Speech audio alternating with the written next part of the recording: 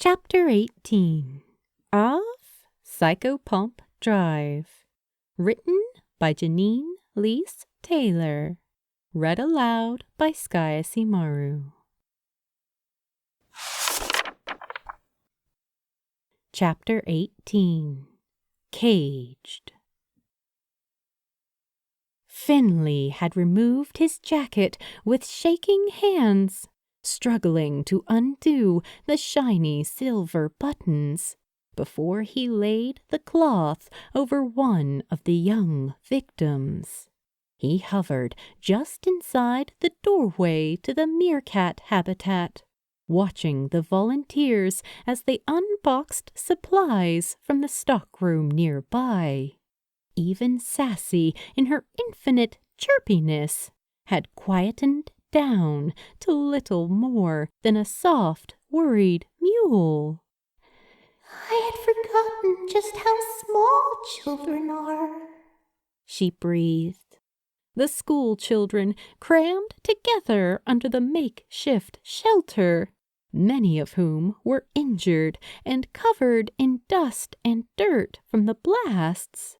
Finley observed from a distance as Thorn and two other volunteers rushed between them, handing out emergency provisions and juice cartons from their stolen stash. An older woman, one that Finley assumed must have been a teacher or a classroom assistant, was drinking lukewarm tea out of a thermos. Her hands were trembling as she brought the tiny cup up to her lips and took another sip. "Is everyone here?" Thorn called out to the group as her eyes darted towards each of them in turn. Her lips moved as she counted the numbers in her head. "Anyone missing a buddy?"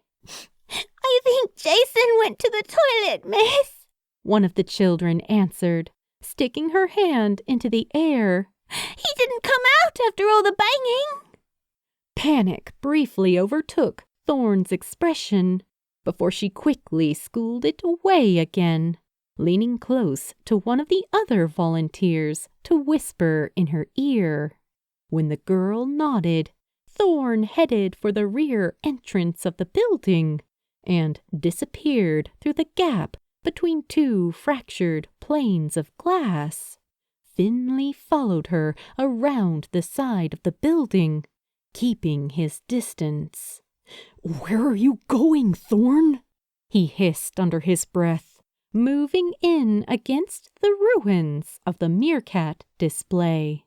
Thorn was walking at a crouch, peering up through the opening in the ceiling as the telltale buzz of the corruptors approached.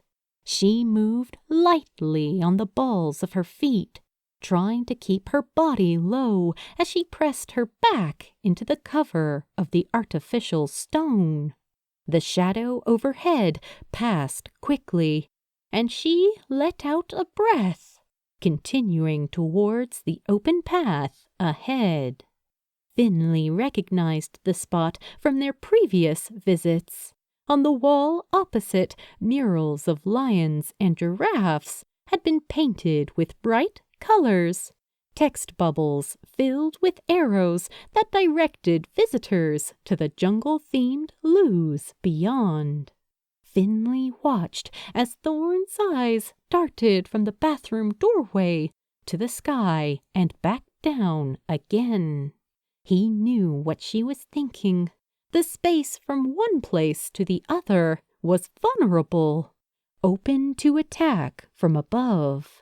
There was nowhere to hide. He watched the love of his life steel herself, taking a deep breath in and out again. "Come on, Thorn, think about this," he urged her silently.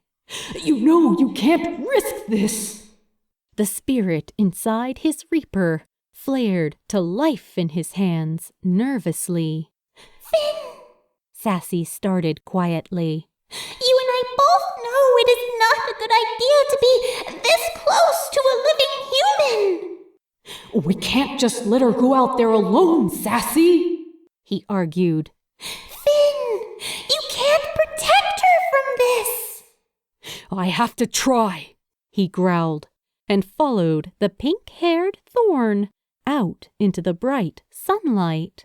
The temperature dipped in the air around them, and Finley charged blindly forward to stop the advance of the smoke-like whisperers with a powerful slash of his axe. Purple magic cut through the invading hollows, and they spun through the air, circling back as they changed their target. "No, you don't!" Finley snapped as he leapt in front of Thorn's retreating back. Panic seemed to race through her suddenly, making her sprint the final few meters to the bathroom door. She pushed in with both hands, slamming the door back against the influx of muttering corruptors.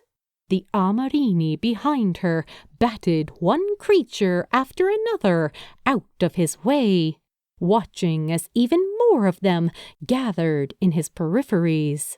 Latching onto his bare arm, their eyes glowed brightly as they revealed a dozen hidden mouths, wide and filled with sharp, pointed teeth, like a child's drawing of a monster. The spirits chomped down onto his skin, their tendrils spreading along his chest and shoulder on either side, as the thick, viscous material began to cover him completely. Pain flared bright behind his eyes, and Finley brought the blade of his reaper down to tear the beasts from his body, pulling hard against the anchor of the slime and teeth. The corruptor bounced along the ground, where it squelched and flopped, legs sprouting from all sides of it as it dragged itself along the earth like a soggy arachnid. He sprinted after it, raising Sassy for another blow, when Thorn's terrified screams made him change his trajectory. Spinning to face her in the sand, a gust of wind hurried past him on both sides, scattering rubble across the vacant yard. He maneuvered himself in her direction, projecting himself forward with as much speed as he could muster. Thorn stood in front of the missing child with her arms outstretched, gritting her teeth and staring back at the dark shape of a woman. The figure advanced on her slowly, and she retreated from it with fear in her eyes. She pushed the little boy behind her frantically, shoving him in the direction she had come from. "Go to the others! Go! Go!" The boy sprinted towards the meerkat house, his gasping breaths disappearing past Finley and around the next corner. The shadowy being smiled as she turned her attention to Thorn, bright eyes scanning the smaller woman's body. "My, you are a pretty one, aren't you?" she cooed. "And so brave, a real soldier." "Who the heck are you?" Thorn demanded, gritting her teeth in anger. "Why are you doing this?" "Ungrateful human, you should be thanking me," the destroyer answered, wrinkling her nose in distaste. Her dark hair was glowing all around her like ribbons of silk, framing her face. "Your people were growing too quiet. Without conflict, you will all rot and decay. I am merely helping you to discover your anger again." "Fuck you and your cryptic bullshit!" Thorn spat, narrowing her eyes defiantly. "You leave these kids alone! They didn't do a single thing to you!"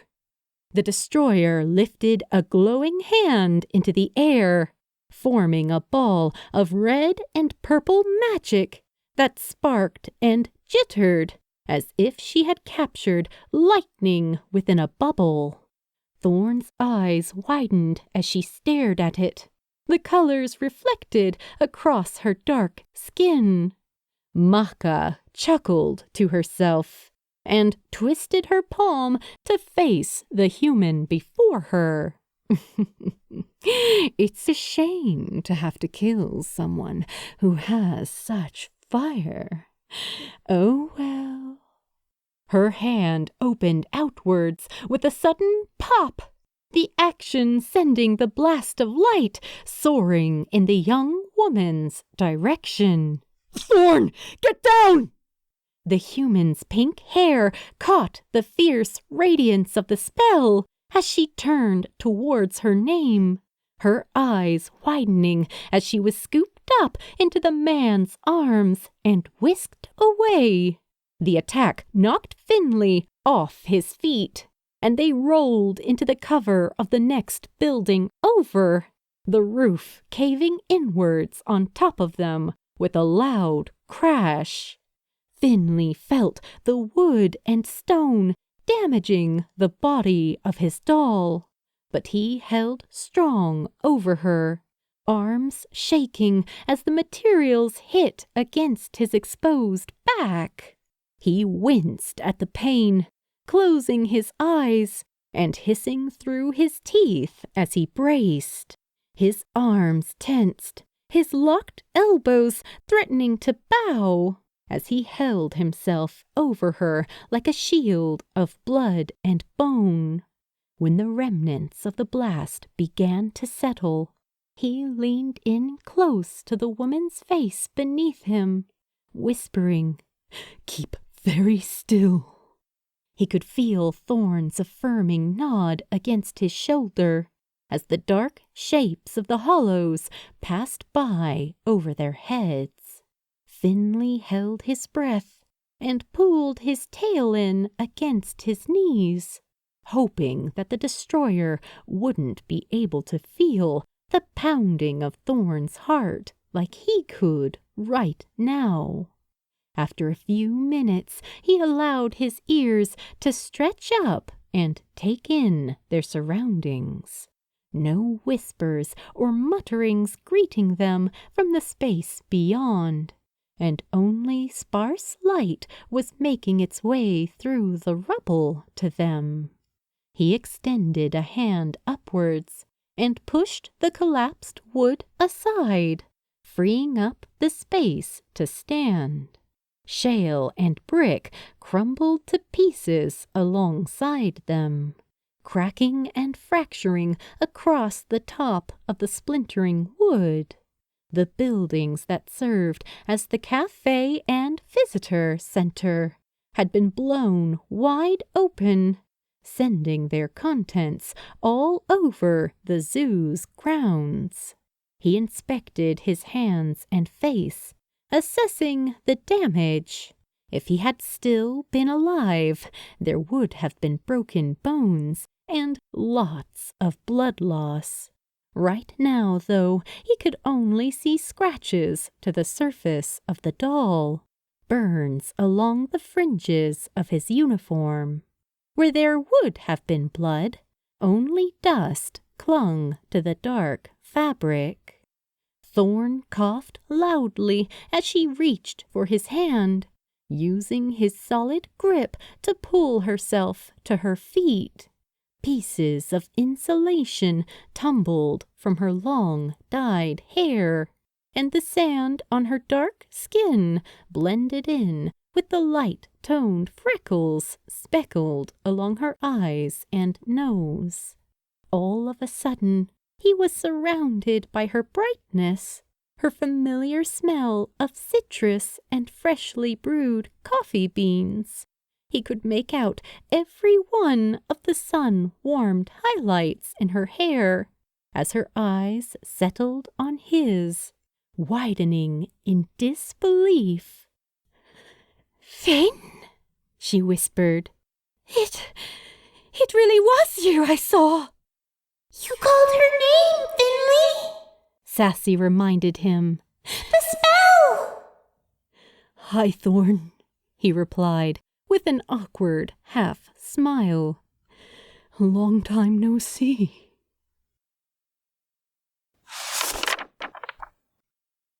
To be continued in Chapter 19.